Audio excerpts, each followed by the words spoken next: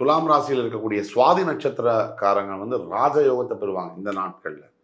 ராகுவுடைய பலம் காரணமாகவும் மிகப்பெரிய அளவில் வந்து அவங்களுக்கு அந்த பலம் வந்து பெருசாகும். விசாக நட்சத்திரத்துக்காரங்க ஓரளவு மீடியமாக இருக்கும். ஆனால் சுவாதி நட்சத்திரக்காரங்களுக்கு மிகப்பெரிய அளவில் பலம் அதிகமாக இருக்கும். இப்போ குரு பகவானுடைய பரிகாரம் துலாம் ராசி அதிசார குரு பயிற்சியின் மூலியமா ஏதாவது பரிகாரம் இருக்கா அப்படின்னு கேட்டிங்கன்னா, துலாம் ராசிக்காரர்களுக்கு முக்கியமான பரிகாரம் ஒன்று இருக்குது. ஒவ்வொரு வியாழக்கிழமை தோறும் தட்சிணாமூர்த்தி சுவாமியை வழிபட்டு கொண்டை கடலை சுண்டலை தானமாக கொடுக்கறது ஒரு விஷயம்.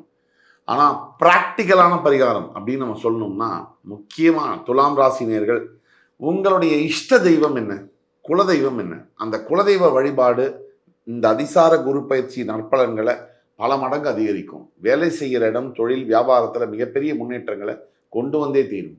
இதில் சூட்சமம் என்ன தெரியுமா? இந்த மொத்த அதிசார குரு பயிற்சி பலன்கள்லேயே உள்ள மிகப்பெரிய சூட்சமம் என்ன அப்படின்னா, துலாம் ராசிக்காரர்கள் தெரிஞ்சிக்க வேண்டிய ஒரு விஷயம் இருக்குது. காலபுருஷனுடைய 7ஆம் வீடு நீங்க. உங்கள் உடம்புல என்ன சக்தி இருக்கோ அதுதான் இந்த பிரபஞ்சம் முழுக்கவும் இருக்கு.